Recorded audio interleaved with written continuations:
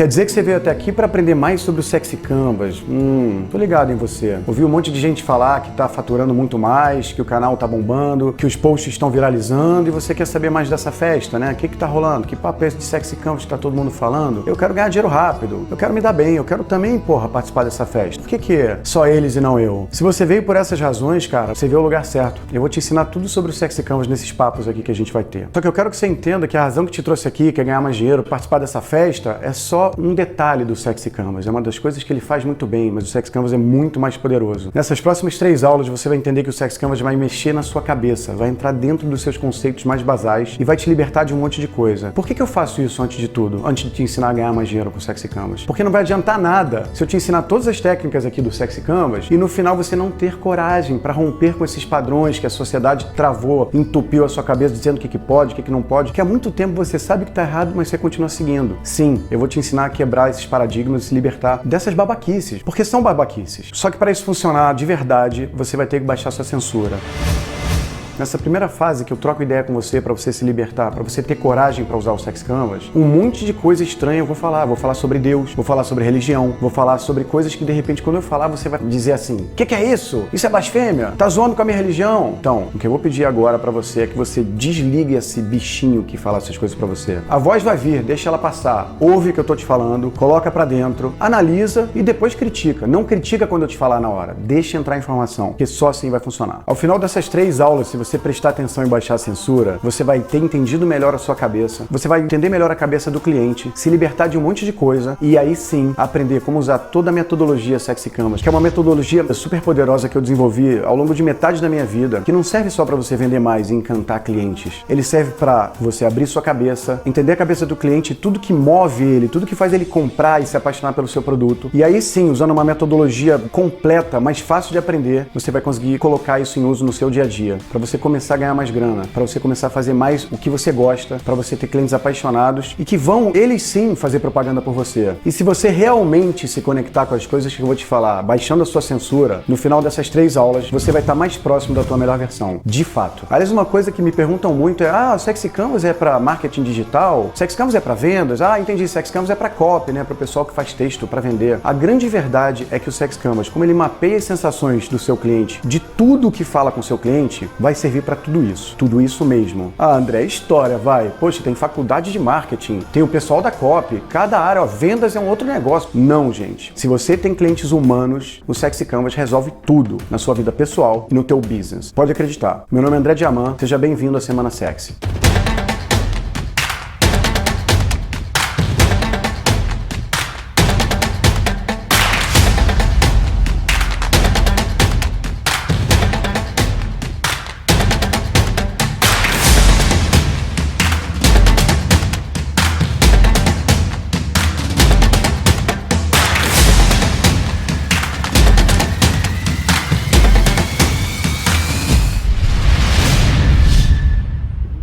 E aí, curtiu a abertura? Pois é, todos esses ads aí a gente construiu o criativo deles usando o Sexy Canvas. Aqui a gente não cria só uma teoria para dar em sala de aula, não. A gente cria uma coisa que é muito fácil de usar e que, óbvio, que a gente usa também. Você foi picado pelo Sexy Canvas para estar aqui comigo hoje. Eu só tô tendo essa oportunidade de parar aqui um tempo e te ensinar uma metodologia que vai mudar a sua vida, porque em 2008 eu vendi minha empresa por dezenas de milhões de reais. Aliás, nesse dia foi um dia muito diferente, porque eu fiquei ligando várias vezes pro telebanco, né? Não tinha muito aplicativo em 2008. Aí o telebanco ficou aquela voz: seu saldo é milhões e tal. E eu realmente passei o dia ligando e a ficha não caía. Era difícil de acreditar. Eu já era milionáriozinho, porque a minha empresa já tinha 14 anos. Mas naquele dia eu me tornei milionário pra caralho.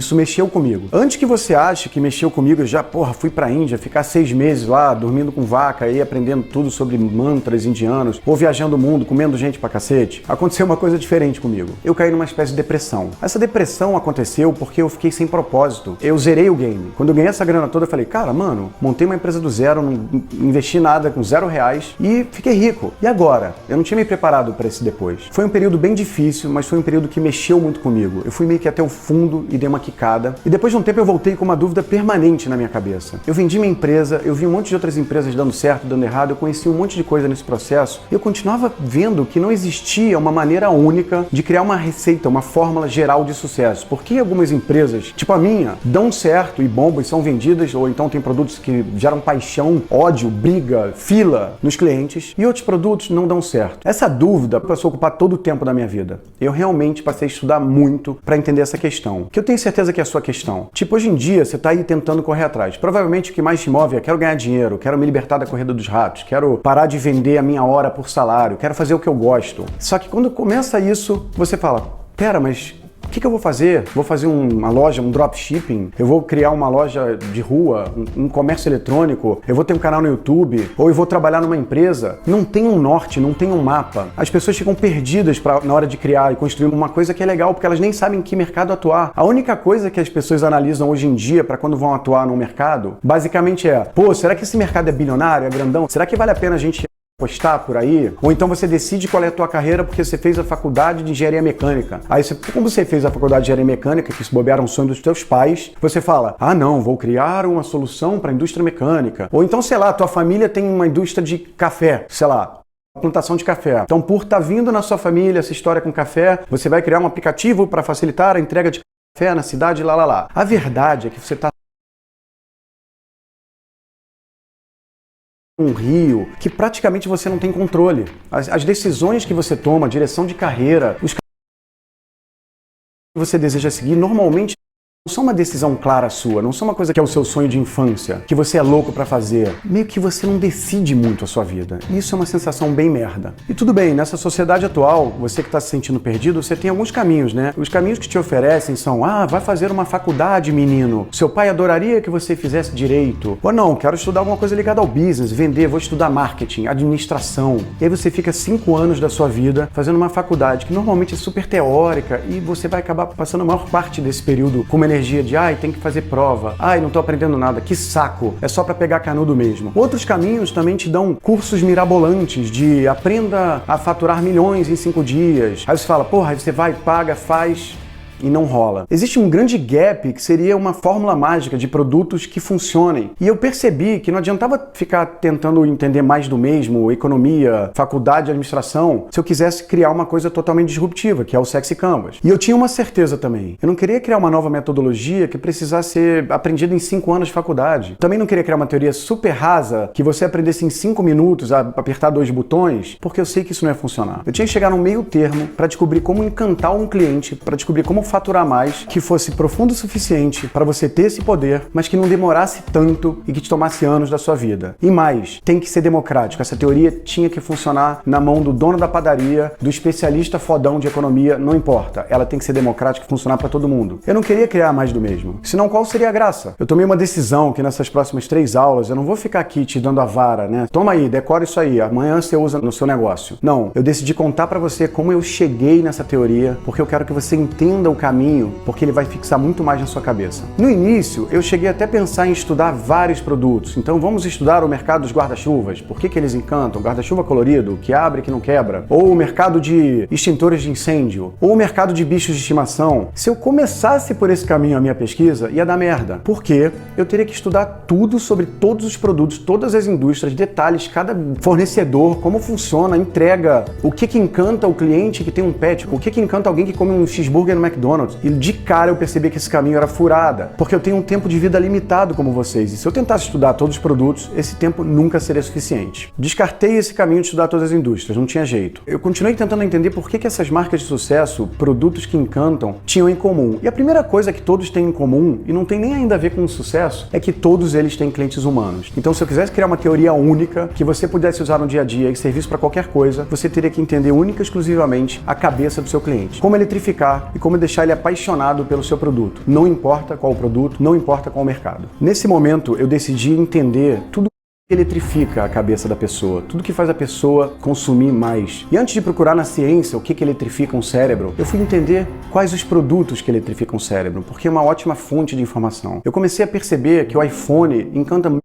vezes mais do que o Android e comecei a estudar um pouco disso. Além disso, esse fenômeno de ir no Starbucks e pagar R$20 num café, e não só pagar R$20 num café, tirar selfie e fazer propaganda gratuita pro Starbucks, começaram a me levantar umas bandeiras onde tudo se conectava. Mas antes de embarcar nessa pesquisa de como eletrificar o cérebro humano, eu quis pegar algumas pistas que tem aí no mercado. A vantagem de criar uma teoria de consumo, diferente de uma teoria de proliferação de bactérias in vitro no laboratório, que eu tenho que criar uma simulação, uma experiência na universidade, todo o laboratório que eu preciso está aqui na minha cabeça, porque eu sinto as mesmas eletrificações que você. E eu tenho paixão e amor por produtos e serviços. Nessa época da pesquisa, era do mundo das startups. Eu, inclusive, acabei me tornando o presidente da Associação Brasileira de Startups. Então eu puxei a sardinha na pesquisa desse momento para as startups. Eu comecei a pensar assim, caralho, por que o Facebook comprou o Instagram? Não faz o menor sentido. O Facebook era uma rede social que já tem texto, foto, vídeo, milhões de usuários já na época, assim, centenas de milhões. Chega o Instagram, que é uma rede social que oferece foto com muito menos usuário e assusta o Facebook. Tipo, eu queria poder explicar todos esses movimentos. Por que existem produtos que piram a cabeça dos usuários? Por que você paga muito mais caro para ter um Rolex se você pode ver a hora num relógio Xing Ling de $3 do AliExpress? É nesse caminho que eu segui. Eu precisava entender por que uma empresa recém-chegada no Brasil, que chamava Uber, com motoristas desconhecidos, um serviço novo, simplesmente pirou o mercado e todo mundo preferiu pedir um Uber do que pedir um táxi. E até um exemplo mais recente, por que os clientes do Nubank são tão apaixonados pelo banco? O que esse banco faz para deixar tão assustado e tão cagado bancos antigos e super bilionários como Itaú, Bradesco e Santander? Ao olhar essas marcas, esses produtos que encantam tanto, eu pude ter uma certeza que foi o começo da minha pesquisa. Todas elas eletrificam a cabeça do humano diferente do resto. E quando uma marca ou um produto consegue fazer isso, ela não fica mais nessa luta de preço. Ah, o seu é mais barato, baixa o desconto aqui. A nossa sociedade é muito embasada nisso. Se você ficar nessa vala comum, que entrega a mesma coisa, o máximo que você vai conseguir é reclamação dos clientes pedindo para você baixar o preço porque o concorrente tal tá melhor, porque é mais legal e é mais barato, e você não quer jogar esse jogo. Eu queria descobrir as eletricidades que deixam seus clientes apaixonados para que você jogasse o jogo premium, para que você hackeie o jogo e crie um produto que você possa cobrar mais caro. Não é à toa que o iPhone é mais caro, não é à toa que o Starbucks tem um café mais caro. As pessoas não se incomodam em dar mais dinheiro para você. Elas se incomodam se fizerem isso e você não entregar para elas o que elas sonham, o que elas desejam, o que eletrifica elas. Para começar nessa jornada de entender como eletrificar a cabeça da pessoa, primeiro eu tive um cagaço. Eu falei assim, caramba, apesar de eu ser engenheiro eletrônico, será que vai ser um estudo mega profundo que eu mesmo vou ter que fazer 1000 faculdades e 1000 estudos? E eu parei para pensar e falei, cara, eletrificar a cabeça de uma pessoa é muito simples. Eu consigo te dar exemplos agora que mostram isso.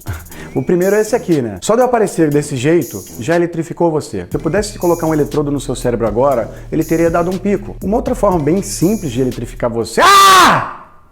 é te dar um susto. Coisa de louco, né? Mas de novo deu um pico de eletricidade no seu cérebro. E quando eu percebi que não era tão difícil eletrificar a cabeça humana, eu fiquei animado para seguir em frente com a teoria. Nessa hora me deu um certo calafrio, eu não vou negar para você. Eu falei, cara, eu tô criando uma teoria geral de tudo que tenha sucesso. E eu sou brasileiro, assim como você. E me vem, como vem em muitos brasileiros, aquela síndrome de vira-lata, aquela sensação, ah, não, isso é coisa pro pessoal do MIT, isso é coisa para Harvard. Essas teorias o Brasil não desenvolve, não. O Brasil faz uma boa manteiga de carité, um bom açaí, um bom cupuaçu e o carnaval aqui é ótimo. Isso veio na minha cabeça. Eu falei, mano, não adianta. Se eu quero criar alguma coisa grande, se eu quero fazer uma disrupção, eu tenho que me livrar dessa síndrome escrota de vira-lata que o brasileiro tem. Eu não tô falando isso só para você saber como foi o meu processo de conseguir criar essa teoria. Eu peço para você, nesse momento, além de já ter baixado a censura, desligue, delete, jogue no lixo a sua síndrome de vira-lata. Porque se você vai fazer coisas apaixonantes, coisas grandes que o cliente vão pirar, não adianta você ter na sua cabeça essa síndrome, porque não vai funcionar. Se você mantiver isso, é preferível que você nem continue assistindo esse vídeo. Eu não me apresentei direito pra você. Meu nome é André Diamant e eu sou um nerd. Sim, eu assumo. Eu sou um nerd. Desde os 7 anos de idade eu aprendi a programar Basic e Assembly num computador que era tão velho que quando terminava o dia eu não conseguia salvar os programas que eu tinha feito. Aos 12 anos de idade eu criei uma videolocadora de Atari. Isso mesmo, de game. Eu não tinha Atari, mas meus amigos do colégio tinham. E estavam todos enjoados de jogar os mesmos jogos sempre. Como eu não tinha Atari e não tinha dinheiro pra comprar fita, eu passei a usar as fitas deles próprios pra emprestar pra eles mesmos. Tipo uma ideia inovadora, como se fosse um Airbnb ou um Uber, que não tem nenhum carro e não tem imóvel, eu não tinha nenhuma fita. Foi um sucesso. E com a grana que eu fiz com essa videolocadora, eu comprei meu primeiro Atari. Sou engenheiro eletrônico de formação pela Universidade Federal do Rio de Janeiro. Entrei muito cedo, me formei muito cedo e me apaixonei totalmente por esse mundo nerd. Não teve jeito. Publiquei meu primeiro trabalho de inteligência artificial com 18 anos. Desenvolvi algumas técnicas inovadoras de computação gráfica tridimensional. E antes de me formar, fui contratado pela IBM como estagiário. Acabei crescendo muito rápido na IBM e virei o gerente mais novo da IBM Mundial, com 24 anos de idade. Eu era um gerente mesmo, eu assinava pela IBM nessa época. Na IBM, aliás, que eu aprendi muito do que as empresas têm que fazer, mas principalmente do que as empresas não têm que fazer. Uma empresa como a IBM muito grande, é muito burocrática e atrapalhava o encantamento do cliente. Quando eu comecei a me ligar nessa coisa de encantar e mexer com a cabeça do cliente. Quando eu decidi sair da IBM, eu já estava me tornando hacker nessa época. Era uma época que o Linux tinha acabado de começar e eu me aprofundei muito no Unix. Eu já era programador, invadi de tudo nessa vida que você pode imaginar, mas não vou falar nada aqui para não dar merda pro meu lado. Mais ou menos quando a internet começou no Brasil, em 1995, 96, eu criei o primeiro sistema de pedido de comida online do mundo. Mais ou menos como o iFood é hoje em dia. Funcionava com um pager. Cada restaurante tinha um pager onde recebia os pedidos. Esse assunto acabou sendo matéria de várias revistas, vários jornais na época. E a verdade é que eu sempre fui picado por um bichinho disruptivo, por uma visão inovadora do mundo. Nada que eu via estava bom para mim. Tudo tinha que ser melhorado, inovado e sempre o segredo era encantar o cliente. Por me especializar em hackear, acabei criando uma empresa de segurança da informação para proteger os clientes, que durou 14 anos. Uma empresa bastante grande, bastante sólida. Foi nessa época que a mídia me procurou muito. Eu acabei palestrando em muitos lugares, fui chamado pro Jô Soares. Ele tá tentando dedicar seu dedo, mas não te reconheceu, claro. Claro. Você é um intruso no meu computador. Sou. Então eu vou provar que o meu dedo abre muitas portas. Vamos entrar aqui com... Peraí, você mandou eu botar o dedo aí só pra não acessar?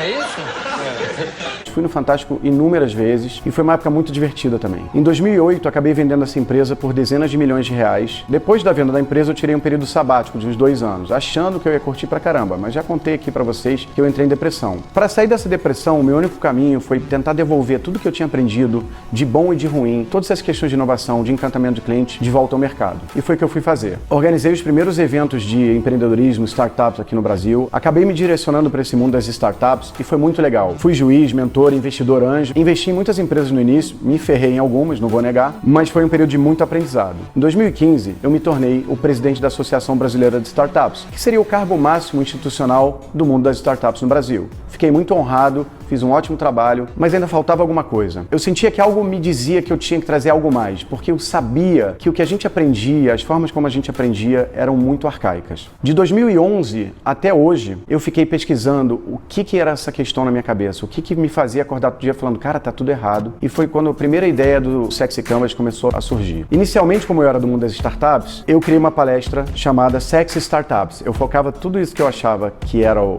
a teoria para startups. E começou a funcionar de uma forma que vocês não têm nem ideia. Em paralelo a tudo isso, eu queria experimentar de tudo. Eu sou paraquedista, mergulhador, professor de tiro e acabei depois de um tempo sendo chamado para um outro país para ser agente secreto. Sim, eu era aqueles agentes secretos que andavam com aquela orelhinha transparente no ouvido, armado, e foi uma época bastante interessante. Eu aprendi coisas que eu nunca imaginei que eu aprenderia. Pô, você deve estar achando assim, pô, que metido, né? O cara agente secreto, paraquedista, milionário, pô, foi no Jô Soares, se acha, não sei o quê. Eu preciso que você entenda que essa é a hora de eu falar essas coisas pra você. E é tudo verdade, você pode dar um Google que você vai descobrir. Eu não tô aqui pra ganhar mais dinheiro e simplesmente ser mais um desses gurus que quebram a empresa e vem cagar regra pra você. Simplesmente isso tudo aconteceu. E eu preciso estar aqui porque meu projeto é maior. Eu não quero só que você conheça a metodologia Sexy Canvas e seja mais uma pessoa a ganhar dinheiro com ela. Eu tenho vários planos maiores. Meus planos passam por acelerar a sociedade brasileira, que está muito antiga para o futuro. Está tudo muito arcaico. Não adianta a gente continuar tentando fazer do mesmo jeito, que o Brasil vai demorar mais 50, 60 anos para dar jeito. Eu não quero isso. Eu tô aqui para isso também. A segunda coisa, se eu tivesse descoberto essa teoria toda e não passasse para frente, eu seria o maior filha da puta egoísta do mundo, porque não faz o menor sentido não passar isso adiante. E antes que você ache que precisa ser programador, hacker, gênio maluco e ir no Jô Soares para aprender o Sexy Canvas, não. Eu joguei metade da minha vida fora enquanto meus amigos estavam na balada, pegando geral, indo pra, sei lá, Arraial da Ajuda, passar o carnaval na Bahia. Eu tava lá debruçado no computador e ralando para justamente digerir todas essas experiências do cliente, entender tudo que tinha sucesso para justamente criar uma teoria democrática, fácil de aprender, que você vai conseguir usar no dia seguinte que você aprender sobre ela. Esse é meu grande projeto de vida no momento. Eu não tenho nenhum outro foco, eu não trabalho, todo o meu tempo é dedicado a divulgar o Sexy Canvas e a maneira como ele pode mudar a vida das pessoas, a sua vida, como ele pode mudar a sua vida, a vida do seu negócio, e, em última instância, o Brasil de uma forma geral. Para eu criar uma teoria geral de sucesso e realizar esse sonho megalomaníaco, não adiantava só ir atrás dos estudos avulsos de cada área, economia, psicologia, marketing. Isso aí não é prestar, não adianta. Eu tinha que juntar tudo e correlacionar. Fui atrás das pessoas mais fodas dessas áreas e comecei a estudar Freud, Jung, Eduardo Bernays, que era sobrinho do Freud. Estudei filósofos, estudei Ayn Rand. Fui atrás de biologia, estudei Darwin. Estudei bastante sobre religião, estudei bastante história. Eu fui atrás de tudo que já tinha sido inventado para analisar a cabeça do humano e tudo que existia na sociedade para controlar a cabeça do humano. Toda essa mistureba de áreas e informações que, olha que doideira, na nossa sociedade as pessoas normalmente não fazem. Preste atenção, o cara de vendas normalmente briga com o cara de produto que fez uma outra faculdade, o RH fala uma outra língua e o cara de marketing fica tentando pegar um produto que é patinho feio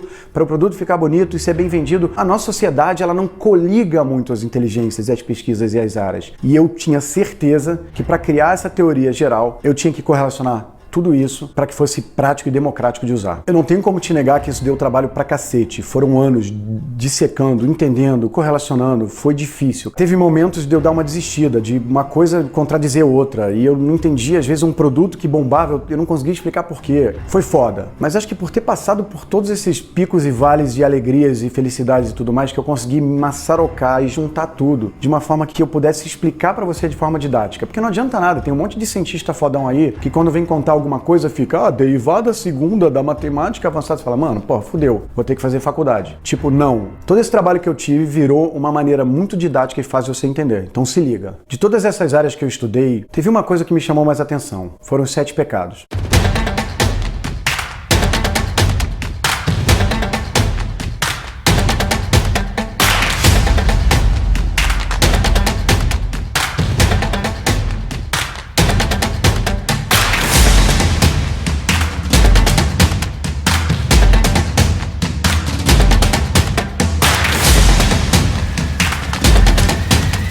Nessa altura do campeonato, você já deve saber que um dos pilares principais do Sexy Canvas são os 7 pecados. Não vai dar pra te contar com todos os detalhes porque que eu achei importante os 7 pecados, mas eu consigo te adiantar o seguinte. No passado, nós humanos éramos todos doidões, estuprávamos, matávamos, éramos nômades. Aí tava num lugar, acabava a comida, estuprava alguém, roubava comida e fugia. Quando chegou a agricultura e a pecuária, essa galera teve que parar e se assentar num lugar. Então não dava pra de manhã você arar a terra e de tarde você matar alguém. A sociedade nessa época teve que se organizar. E para se organizar, os principais elementos organizadores e controladores do humano, que eram um bárbaro, foram as religiões. E uma das principais maneiras que as religiões têm para controlar os humanos numa época tão sem tecnologia, não tinha polícia, não tinha lei, não tinha nada, era o medo de Deus, o medo do julgamento, o medo de ir pro inferno. Era uma coisa muito poderosa, e como todo mundo sabia que Deus era onipresente, onisciente e onipotente, até o que você pensava, ele podia entrar na sua cabeça. É nesse contexto que os 7 pecados aparecem em algum momento da história para controlar os desejos mais animais do ser humano. O desejo de ser louco, matar, transar, estuprar, roubar e fazer todas essas maluquices. Os 7 pecados, assim como os 10 mandamentos, foram usados para esse fim. E aqui eu quero te contar uma historinha bem interessante sobre isso. No Velho Testamento, a lei que imperava eram os 10 mandamentos. Os 10 mandamentos eram bastante claros. O primeiro deles era só respeite a um Deus. Depois tinha não matarás, não roubarás, não desejarás a mulher do próximo. Se você pensar friamente, são mandamentos que fazem sentido.